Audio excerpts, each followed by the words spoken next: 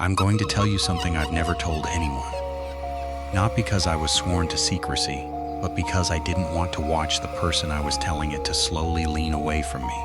That's what happens when you say the wrong thing out loud. People don't believe you. And even if they pretend to, something in their eyes changes. They start seeing you as the kind of person who hears things in the dark. But I can't keep it inside anymore. It's been 8 months, and the thing I saw is still standing at the foot of my bed every time I close my eyes. So I'm telling you.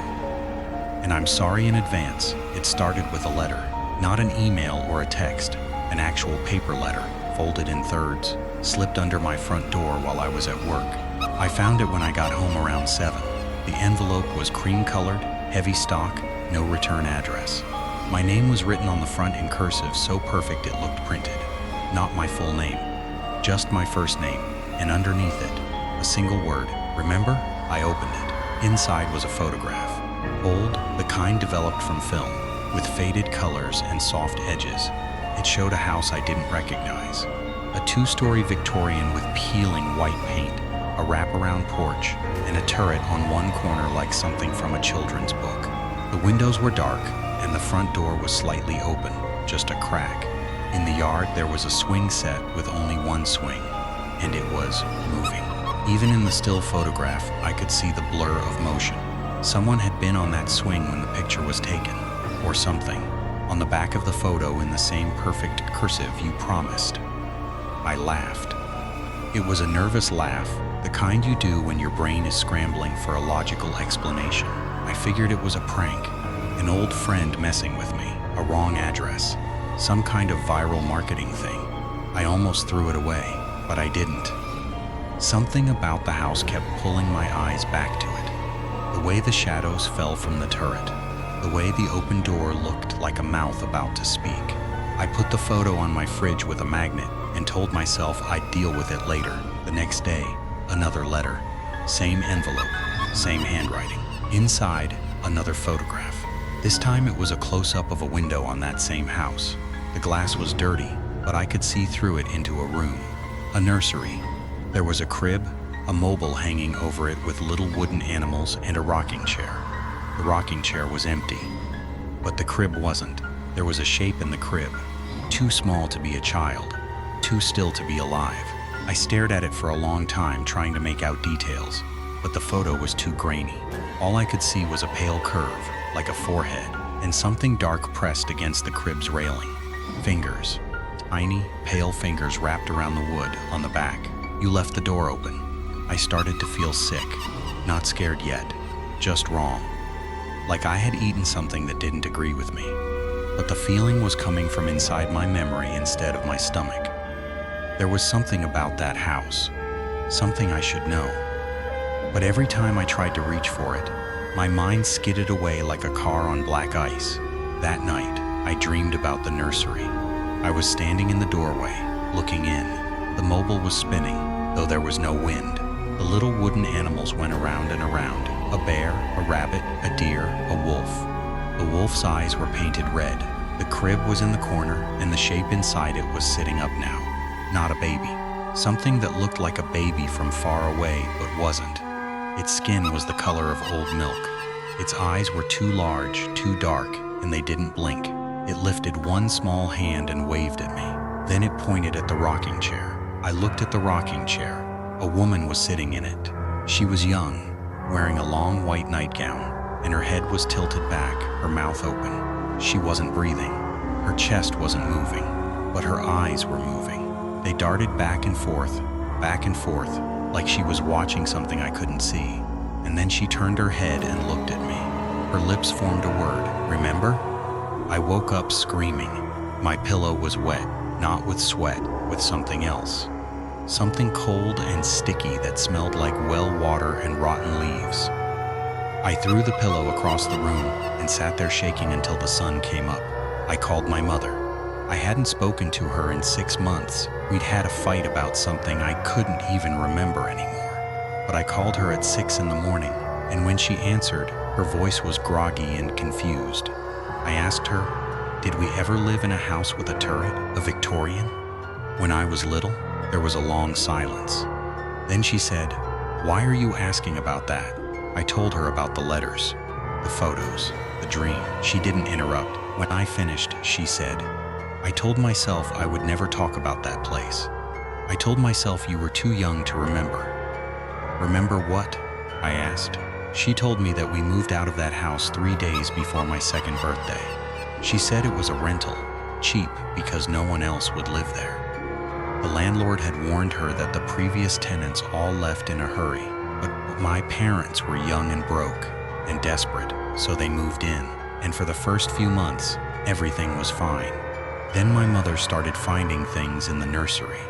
Small things. A button that didn't belong to any of her clothes. A single child's shoe that wasn't mine. A lock of hair that was too long and too dark to be from anyone in our family. She'd throw them away, and they'd show up again the next day in the same spot. Then the rocking chair started moving. She'd walk past the nursery and see it rocking, slowly, back and forth. She'd stop it, and a few minutes later, it would start again. My father didn't believe her. He said it was the floor settling. He said she was sleep deprived. He said a lot of things that made her feel like she was going crazy. The night we left, she woke up to find me standing in the corner of my room. I was 2 years old. I shouldn't have been able to get out of my crib, but there I was, facing the wall, perfectly still. She called my name. I didn't turn around. She walked over and picked me up, and my body was cold, not chilly, cold, like I had been outside in winter. My eyes were open, but they weren't looking at her. They were looking at something over her shoulder. She turned around. The nursery door was open, and standing in the doorway was a woman in a white nightgown. The same woman from my dream. Her mouth was open. Her eyes were moving back and forth, but she wasn't looking at my mother. She was looking at me, and she was smiling. A smile that said, "I know something you don't." My mother ran. She grabbed me and my father and screamed at him to start the car. They left everything behind, clothes, toys, furniture. They didn't even shut the front door. They just drove and never went back. When she finished telling me this, her voice was shaking.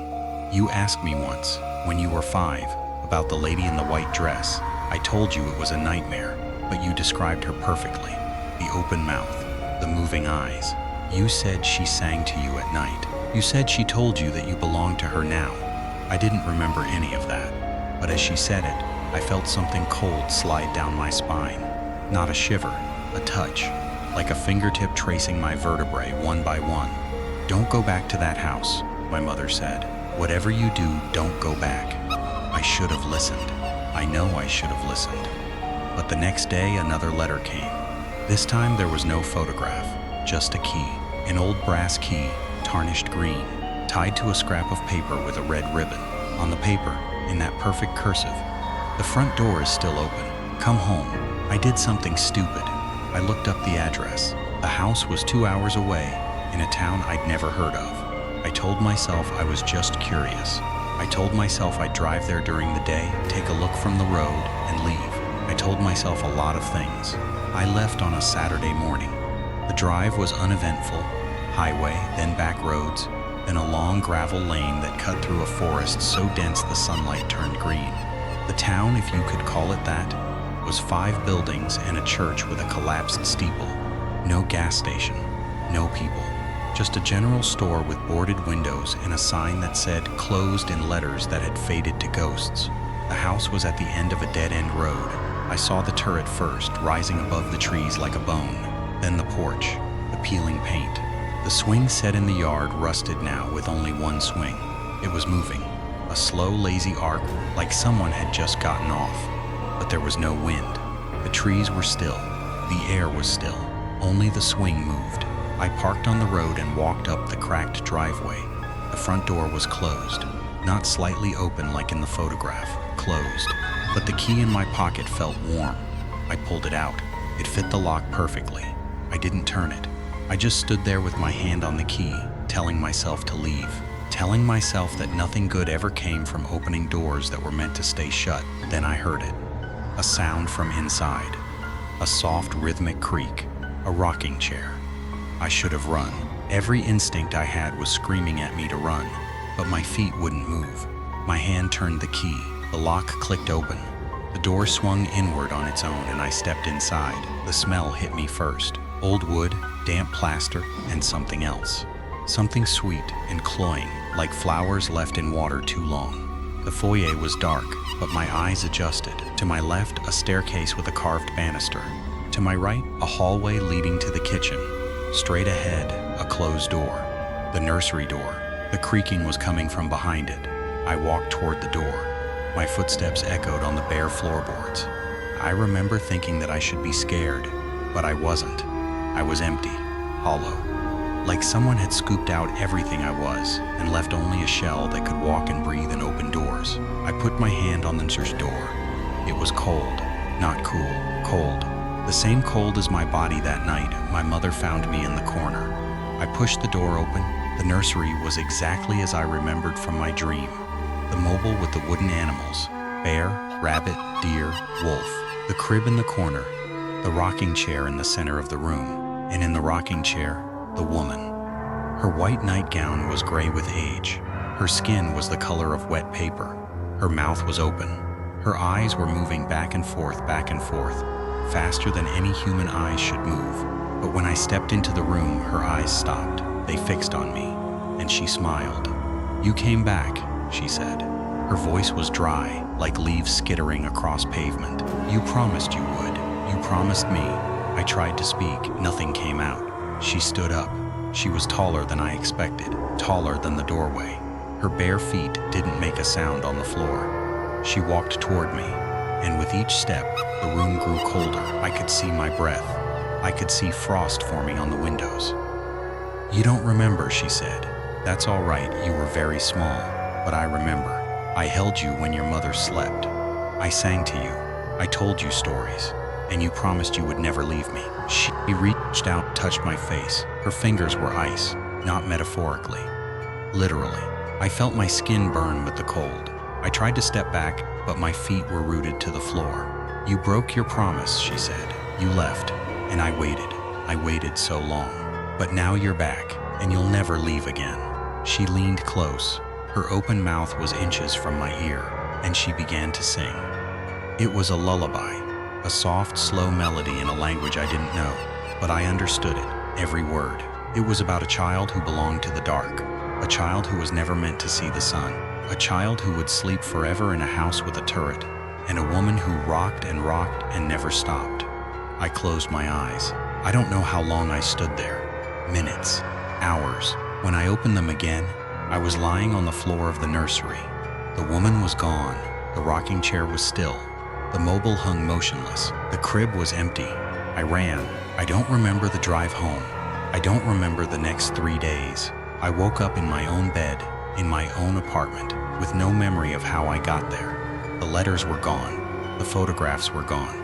The key was gone. Everything was normal, except for the cold spot in the corner of my bedroom. It's always there now, no matter how high I turn the heat. A circle of cold air about 3 feet across right next to my closet. And sometimes, late at night, I hear the creak of a rocking chair. Soft, rhythmic, patient. Last night, I woke up because something was singing. A lullaby, soft and sweet in a language I shouldn't understand. The cold spot was larger, and standing in it, barely visible in the dark, was a woman in a white nightgown. Her mouth was open. Her eyes were moving back and forth. She was rocking an invisible child in her arms. She looked at me. She smiled. "You promised," she whispered. I pulled the covers over my head. I know it's childish. I know it won't stop her. But I don't know what else to do. The front door of that house is still open. And somewhere inside me, a door I didn't know existed is open too. She's already inside. She's been inside since I was 2 years old. I just didn't remember. Until now.